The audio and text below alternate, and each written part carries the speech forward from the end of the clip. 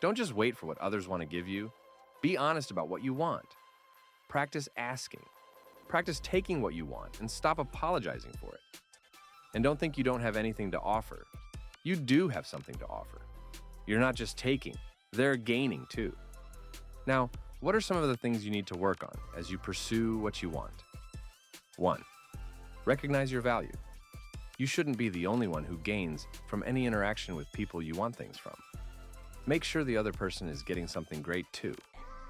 Without this, you will make yourself into a beggar, which can breed contempt, or you'll have to make yourself a bully, which definitely breeds resentment. Know the value you bring and appreciate it. We live in a society that shrinks from boasting, and so many of us have taken the completely opposite extreme of talking down ourselves and our achievements. Stop doing that. Stop bad-mouthing yourself because it beats down your confidence to ask and to go after it. You have value to give in exchange for what you want, and that value isn't always tangible. It's up to you to recognize it and put it forward when you go out there to apply for a job, or ask someone out on a date, or put out a product you developed on the market, and so on. Suppose you're not there yet. In terms of getting your value proposition ready, you can work on it. Don't spend that time criticizing yourself for falling short at the moment. Even the ability to stay relentless is valuable. The ability to stay with something and figure it out is valuable. There's just so much in you that has tremendous value. You're just too familiar with it, and so you don't see what others see. 2. Be assertive. This advice to be a go-getter sounds out of place in polite society. For people with anxiety issues, a change to asserting the things they want is necessary. What you think is rudeness is actually mild disagreement in reality. What in your polite mind sounds like a F no is really a simple, firm no in reality. Your assertiveness needs your special attention, and practicing it will make you better. Having just niceness is so far out of where you should be, because you should even be capable of violence. For example, through real-life experience, you come to learn that even though it's not ideal, violence is better than worse violence.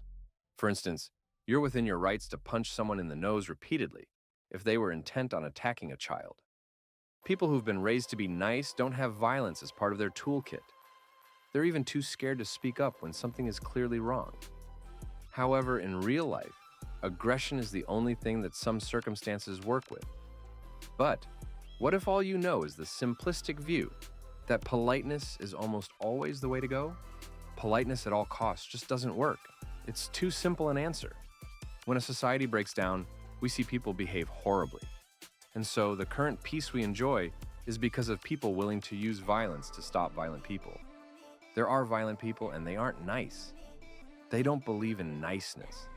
They can justify their violence through the belief that they are better than you. These are narcissists. Even if what they're doing can be clearly explained to them as immoral, they don't care because hurting people feels too good to them, and their personal enjoyment is more important to them than morality. Drug addicts and addicts of other kinds know that what they're engaged in isn't good. In their case, it harms them, and yet the enjoyment or relief from taking another hit of the drug or another bite of food doesn't stop them.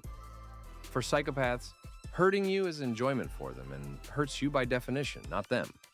Because of this, you should understand that there are a lot of violent psychopaths out there, and a good society needs you to be, at the very least, assertive. You need to develop your capacity for disagreeableness. You need to be able to back it up with the capacity to cause damage as well.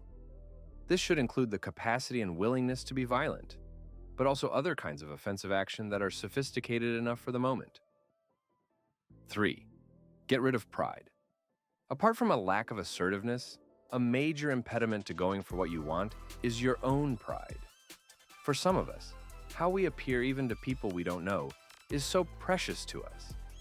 We don't want them to hear us get denied if we ask and are rejected.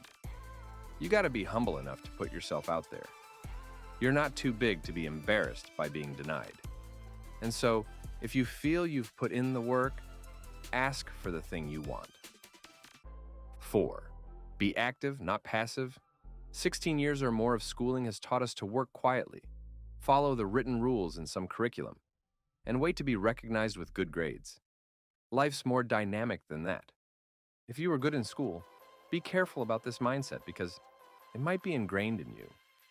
Others have learned more lessons from life. Their comfort zone was in the world. Yours has been school and academia. In academia, the claim is that they captured all the complexity of life in a couple of textbooks. The truth is that they hadn't. They can at best point you in a general direction, not teach you everything you need to know. Real life isn't school. You're not just given grades by turning in your assignments. You need to pursue grades in life.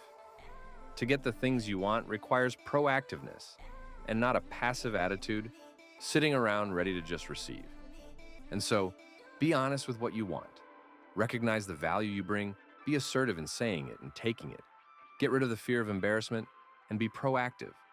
Start saying what you want and start going after it today.